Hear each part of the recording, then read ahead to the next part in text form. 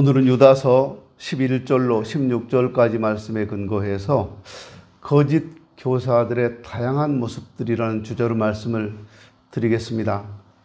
이 유다서는 예수님의 친동생이었던 유다가 기록한 편지입니다. 마태복음 13장 56절을 보면 예수님에게는 야고보, 요셉, 시몬, 유다 이런 형제들이 있었습니다. 근데 이 사람들이 예수님 살아계실 때 예수님을 믿지 않았어요, 형제들이. 요한복음 7장 5절에 보면 이는 그 형제들이라도 예수를 믿지 아니함이라고 기록되어 있습니다. 또 마태복음 3장 21절을 보면 이들이 예수님을 배척했다라고 기록되고 있습니다. 그런데 예수님께서 십자가에 죽으시고 부활하시고 승천하신 다음에 그 형제들이 예수를 믿게 됐어요.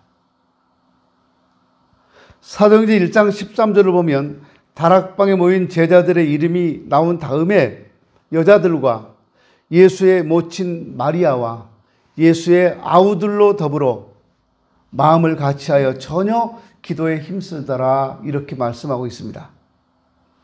여기서 우리는 전도의 어려움과 전도의 묘미를 볼 수 있습니다. 가장 가까운 동생들이 예수를 믿지 않고 오히려 배척했던 것은 전도가 얼마나 어려운가 하는 것을 보여주는 거죠. 그러나 예수님이 세상을 떠난 후 이들은 예수를 믿었을 뿐만 아니라 교회 지도자들이 되었습니다. 이것은 전도에는 열매가 있다 하는 것을 보여주는 것이라고 할 수 있습니다.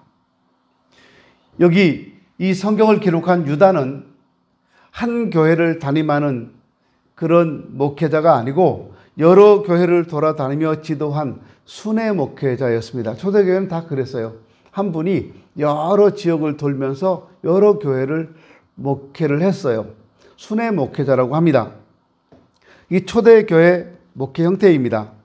유다는 자기가 순회하고 있는 교회들 그리고 자기가 알고 있는 여러 교회들에게 구원이 무엇인지를 또 기독교의 기초적인 진리가 무엇인지를 가르쳐주고 싶었어요.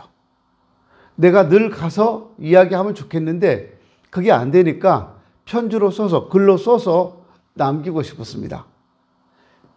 3절 보면 사랑하는 자들아 내가 우리의 일반으로 얻은 구원을 들어 너희에게 편지하려는 뜻이 간절하던 차에라고 말씀합니다.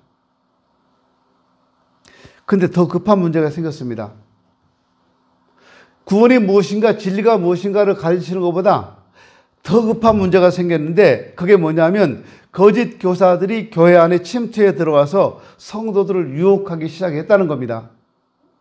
그래서 급하게 거짓 교사들, 악한 신앙을 가진 사람들과 싸워 이기라고 이 편지를 보낸 겁니다. 이것이 바로 유다서예요. 성경의 많은 부분들은 이와 같이 교회가 어려운 문제가 발생했을 때 교회 안에 문제가 생겼을 때 기록되었습니다. 그래서 성경은 바로 위기의 산물이다 이렇게 말할 수 있어요. 예수님을 따라다니며 예수님의 생애와 교훈을 목격하고 직접 배워서 성도들에게 전해주던 사도들이 이제 늙어서 한 사람 한 사람 세상을 떠나기 시작합니다.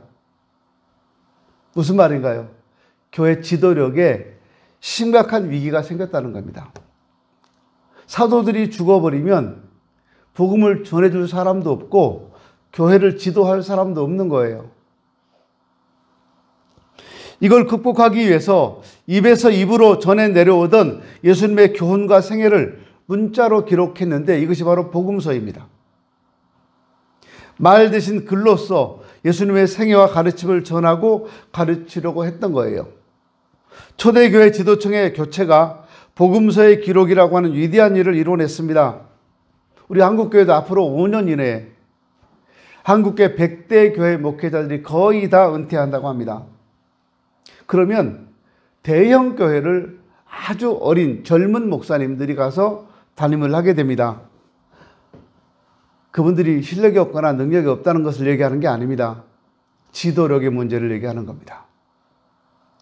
그런 큰 교회 아주 젊은 목사님들이 부임하니까 어떤 일이 생깁니까? 교회 안에 갈등들이 생깁니다.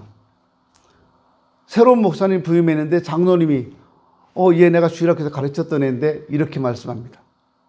아, 목사님 축하합니다. 제가 눈으로 봤어요. 귀로 직접 들었고 저 있는 데서 그렇게 말했으니까요. 어떤 장로님들이 그래요. 자기네 교회 목사님 모시고 왔어요.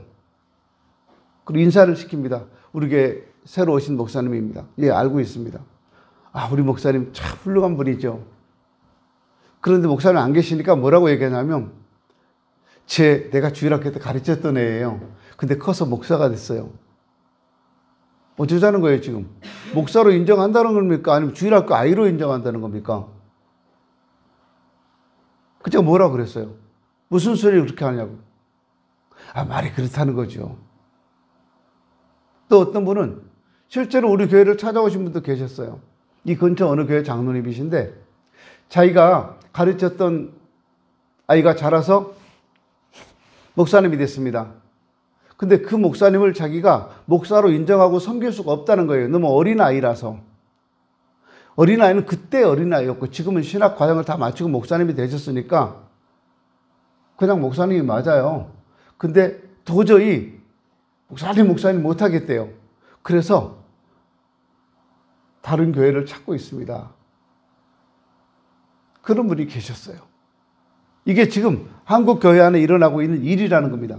그러다 보니까 교회들은 재통합이 되고 새로운 모습으로 탄생하고 교회 내에 새로운 유목민들이 발생하게 된다는 겁니다.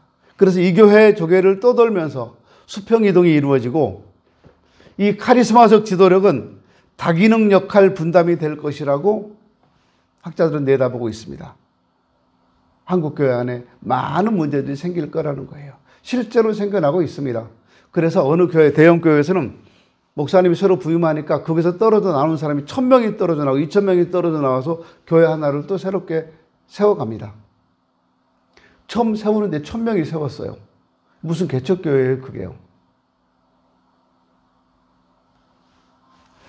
한국교회의 이 같은 모습은 새로운 창조를 위한 대폭발이어야 한다고 학자들은 내다보고 있습니다. 앞으로 다가올 한국교회 지도층 교체라는 위기도 잘 극복되고 오히려 교회 발전과 성숙의 계기가 되어야 한다라고 우리는 그렇게 기대하고 있습니다. 고린도 교회 분규는 고린도서를 기록하게 했고 갈라디아 교인들의 배신은 갈라디아서를 기록하게 했습니다. 초대교회 가해지는 박해는 히브리서와 요한계시록을 탄생하게 했고 재림 문제를 둘러싼 갈등들은 데살로니가서를 기록하게 했습니다. 이단 영지주의자들, 이 영지주의자들이 교회 침투에 들어왔을 때 교회는 요한서신들을 기록했습니다.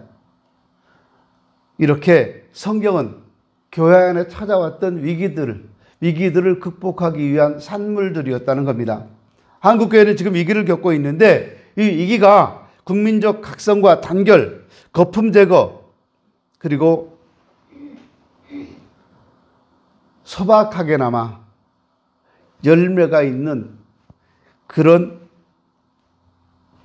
교회들이 되어야 한다라고 봅니다.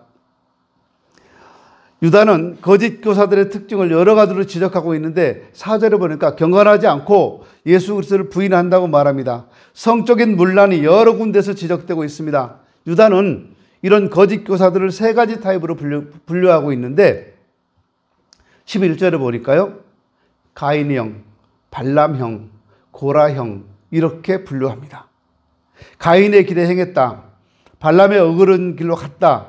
고라의 폐역을 좇았다라고 하는 것은 가인과 같은 잘못을 범하는 사람들, 발람과 같은 잘못을 범하는 사람들, 고라와 같은 잘못을 범하는 사람들이라는 뜻입니다. 이 세 가지 형태는 오늘날 우리 교회에서도 흔하게 찾아볼 수 있어요. 우리 내면에서도 찾아볼 수 있어요. 가인형은 어떤 사람입니까? 가인은 동생 아벨을 죽인 사람인데 가인의 가장 근본적인 잘못이 뭘까요? 가인형인 사람들이 어떤 사람들입니까? 예배를 잘못 드리는 사람들이에요. 잘못된 예배를 드리는 사람들. 창세기 4장을 보면 가인은 땅의 소산으로 제물을 삼아 여호와께 드렸고 아벨은 땅의 첫 새끼와 그 기름으로 여호와께 드렸는데 하나님께서 아벨과 그 제물은 연락하셨는데 가인과 그 제물은 연락하지 않으셨습니다. 왜 그렇게 하셨는지 모릅니다. 근데 하나님은 어쨌든 가인의 제사는 안 받으셨어요. 그럼 어떻게 해야 될까요? 뭐가 잘못됐는가를 살펴봐야 되잖아요. 우리 예배 드리면서 하나님이 지금 우리 똑같은 자리에 앉아 있는데 우리 예배를 누구가 드린 예배는 받고 누가 드린 예배는 하나님이 안 받으셨어요. 그러면 우리는 거기에 관심이 있나요? 뭐야? 내 예배는 안 받으시고 왜 저 사람 예배만 받으셨어? 그리고 내가 저 사람 예배 잘 드린 저 사람 내가 때려 죽여야 될까요? 가인은 지금 하나님께서 아벨의 제사를 받으시니까 아벨을 죽여버린 거예요. 그럼 아벨 죽이고 나면 가인 지 혼자서 예배 드리면 하나님 받으실까요? 뭐가 잘못됐는지를 생각해 봐야 되잖아요. 내 예배가 어디서 잘못되는가? 헌금에서 잘못되는가? 기도에서 잘못되는가? 내 삶에서 잘못되는가? 뭐가 잘못되는가를 한번 쳐다봐서 그걸 고쳐야 되잖아요.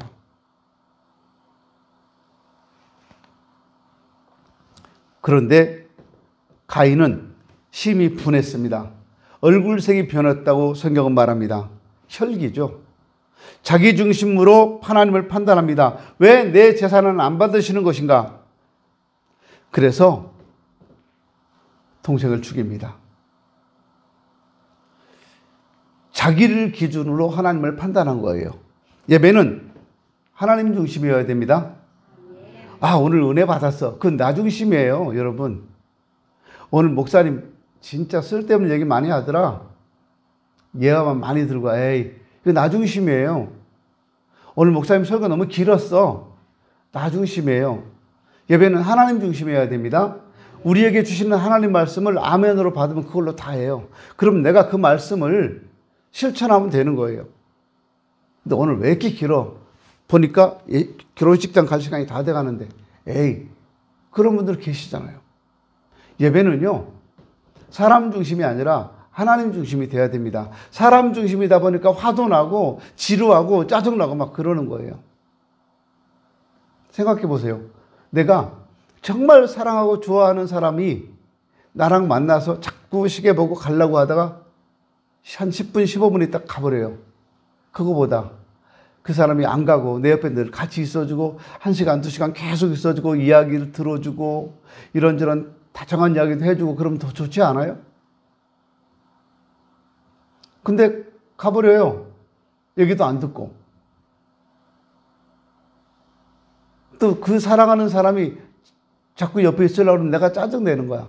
아, 시간 없는데 자꾸 저런 얘기를 왜, 아, 사랑한단 말 왜 해? 바빠 죽겠는데. 그런 분 계세요? 성경이 그래요. 하나님이 우리를 사랑한다고 하십니다.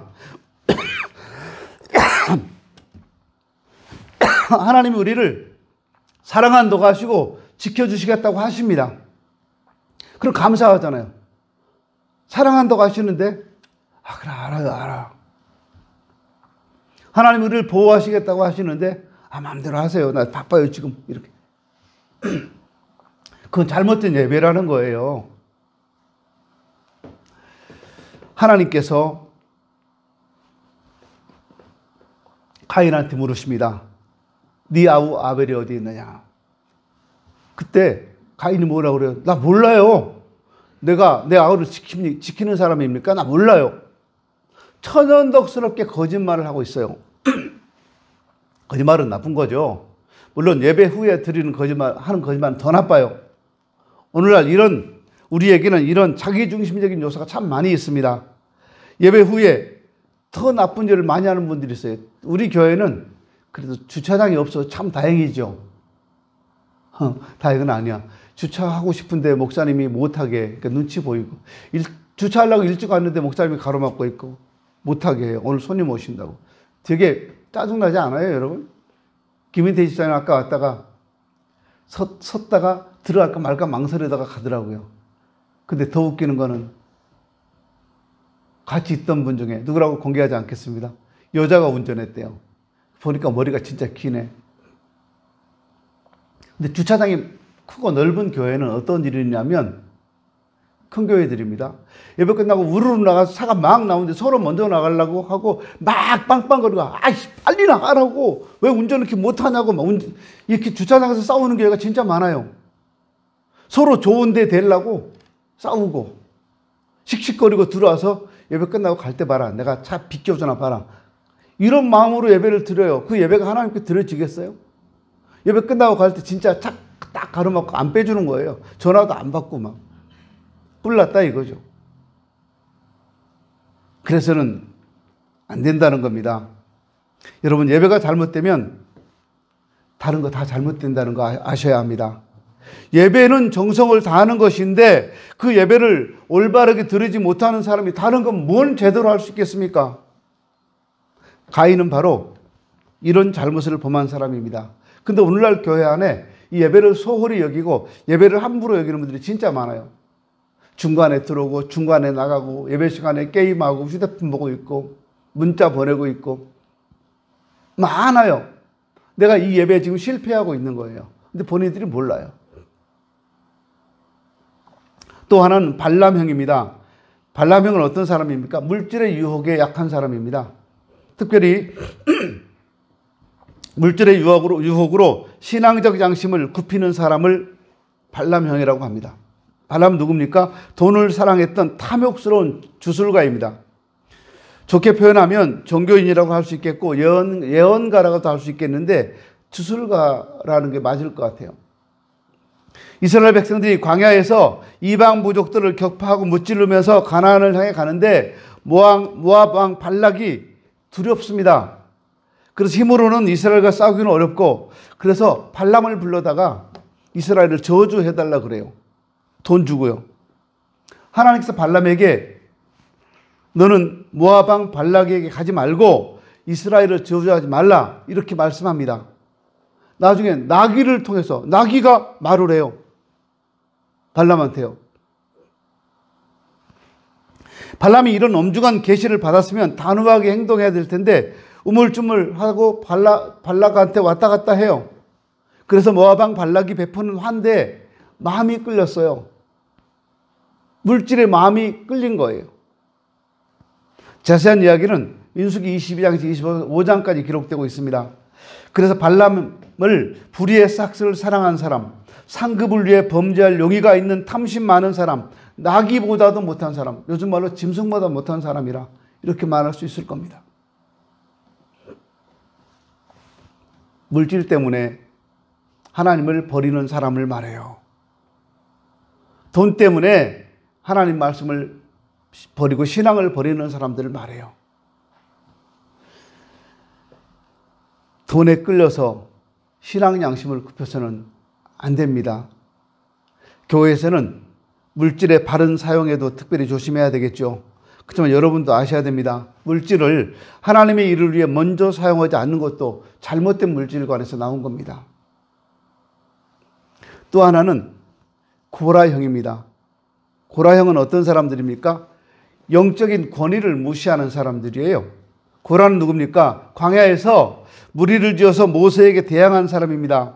모세와 아론의 권위를 인정하지 않았어요. 모세에게 대해서 이렇게 말합니다. 네가 우리를 젖과 꿀이 흐르는 땅에서 이끌어내어 광야에서 죽이려 함이 어찌 작은 일이기에 오히려 스스로 우리에게 왕이 되려 하느냐. 이뿐 아니라 네가 우리를 젖과 꿀이 흐르는 땅으로 인도하여 드리지도 않고 밭도 포도원도 우리에게 기업으로 주지 않았고 네가 이 사람들의 눈을 빼려고 그러느냐? 나 안 올라갈게. 이렇게 말해요. 가나안 땅에 안 가겠다는 거예요. 사람들이 막 선동하는 겁니다. 노예 생활하던 이집트, 세속 문화가 지배하던 그곳을 젖과 꿀이 흐르는 땅, 그거보다 더 좋은 땅이라고 생각했던 사람들이에요. 예수 믿기 이전에 내가 누렸던 향락, 그게 더 좋다고 생각하는 사람들. 민수기 16장을 보면 자세히 나와 있습니다. 오늘날 사회는 교회의 영적 권위를 인정하지 않으려고 하고 목회자들의 영적 권위를 인정하지 않으려는 사람들이 참 많이 있습니다. 전에는 종교가 절대적인 권위를 가지고 있었습니다. 근데 요즘은 종교를 사회를 구성하고 문화를 구성하는데 필요한 하나의 요소라고 생각합니다. 이렇게 되다 보니까 종교가 사회주의 사회 속에서는 이상한 대접을 받죠. 이 공산당들은요, 우리는 종교를 인정하지도 않고 좋아하지도 않지만, 그렇지만 우리가 개방 정책을 취하는 데 있어서 개방 사회에서는 종교도 필요하다고 하니까 우리도 인정한다. 그렇게 해서 교회를 세우고 인정해줘요. 그게 중국에서 삼자교회고요. 또 북한에서는 그 인민군들이 하고 있는 교회예요. 봉수교회, 이런 교회들. 인근 주민들이 교회당 건축을 반대하고 교회 앞에서 시위를 벌이고 교회 진입로를 가로막고, 이거 왜 그렇습니까? 교회가 가진 영적 권위가 무너졌기 때문에 그래요. 여러분, 교회가 이렇게 무시당해도 될까요?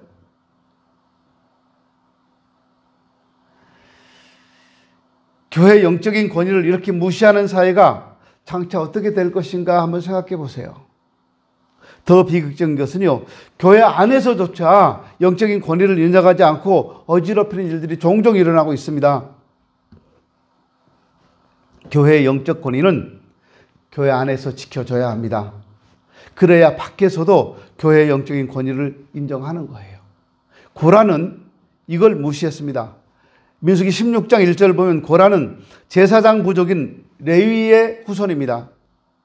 그러니까 앞장서서 영적인 권위를 지켜야 될 사람이 오히려 반대편에 서서, 모세의 반대편에 서서, 아론의 반대편에 서서 민중을, 국민 선동했던 거예요.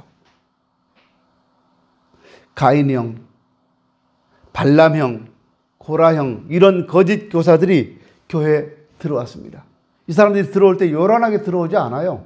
조용하게 들어와요. 몇 사람이 가만히 들어옵니다. 4절 보면 가만히 들어온 몇 사람이 있다고 말해요. 몇이라고 했다는 건 숫자가 많지 않다는 거예요. 그런데 이 사람들은 강한 전파력을 가진 사람들입니다. 누룩처럼 퍼져나가요. 사람들을 선동해대고 사람들에게 사람을 부추기고 그래요. 이 거짓 교사들은 앞으로 한국 교회 안에서 더 강하게 날뛸 것입니다. 지금 색이 말로 접어들고 있어요. 오늘 유다서를 본문으로 우리가 왜 교회 안에 들어오고 있는 거짓 이단들이나 거짓 교사들을 경계해야 되는가를 생각해 봐야 합니다. 제일 중요한 사실이 있어요. 내 마음속에 가인과 같은 요소가 있어요. 예배를 함부로 여기는 마음이 있다, 그 말입니다. 발람적인 요소도 있습니다. 돈 때문에 신앙 팔아먹고 물질 때문에 신앙을 접어버리는 경우도 참 많아요. 그런가 하면 고라 같은 요소도 있습니다. 영적인 권위를 무시해요. 목사님 웃겨 진짜, 이렇게요. 그거 무시하는 거예요, 여러분. 영적 권위를 그냥 그거 아니고, 나는 영적 권위를 무시하는 게 아니고 그냥이라는 건 없어요. 내 마음속에 잘못된 예배, 자기 중심적인 예배, 나를 기준으로 하나님을 판단하는 예배 후에 선한 방향으로 변화되지 않고 오히려 강박한 일을 하는 일, 그거 우리 마음속에 있잖아요. 물질의 유혹에 우왕좌왕하는 일도 있습니다. 영적인 권위를 무시하는 일도 진짜 많습니다. 그렇다면 가인이나 발람이나 고라가 어떻게 되었고 지금 어떻게 되어 있는지를 알아야 합니다. 가인은 악의 표상이 되어 있습니다. 소설가 황순원 씨는 공산주의자들이 행패를 부리는 것을 소재로 해서 소설을 썼는데요. 가인의 후예라고 했어요. 저 국민학교 때 이 영화를 봤어요. 학교 운동장에서. 가인의 후예. 발람은 저주받을 이름으로 성경 여러 군데 기록되어 있습니다. 베드로후서 2장 14절로 16절까지 보면 음식이 가득한 눈을 가지고 범죄하기를 쉬지 아니하고 굳세지 못한 영혼들을 유혹하며 탐욕에 연단된 마음을 가진 자들이니 저주의 자식이라. 저희가 바른 길을 떠나 미혹하여 부올의 아들 발람의 길을 따른다라고 말씀합니다. 그는 불의의 삭스를 사랑하다가 자기의 불법을 인하여 책망받되 말 못하는 나귀가 사람의 소리로 말하여 이 선지자의 미친 짓을 금지하였느니라. 자, 짐승보다 못한 사람, 나귀보다 못한 존재, 거짓의 상징으로 발람은 기록되고 있다는 겁니다. 고라는 어떻게 됐습니까? 땅이 갈라져서 고라와 그 자손들, 그리고 고라에게 속한 사람들은 전부 다 땅이 갈라져서 땅속에 들어가서 죽었습니다. 지진이 일어났어요. 땅이 갈라져서 그 사람들만 빠졌어요. 신기하지 않아요? 땅이 갈라지는데 고라와 고라 편을 들었던 사람들만 땅 속에 들어갔어요. 같이 있는데 다른 사람은 다 괜찮은데, 그리고 땅이 딱 닫았어요. 그리고 고라와 고라를 따르던 사람들, 그 무리들은 광야에서 모두 다 죽었습니다. 우리 마음속에 가인적인 요소, 발람적인 요소, 고라적인 요소가 있으면 교회가 위기에 빠지고 내 신앙이 위기에 빠진다는 걸 아셔야 합니다. 지금은 그런 위험이 많은 때입니다.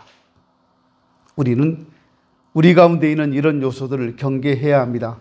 바른 예배를 드리고 물질에 깨끗해야 되고 물질에 사용하는 우선순위도 지켜야 되고 영적인 권위도 인정해야 됩니다. 그럴 때 우리 신앙이 바로 서서 하나님을 향해 나갈 수 있는 겁니다. 우리를 보호하셔서 거침이 없게 하시고 우리를 그 영광 앞에 흠이 없이 즐거움으로 서게 하실 하나님, 우리 그 하나님을 바라보면서 믿음을 지키면 좋겠습니다. 기도합니다.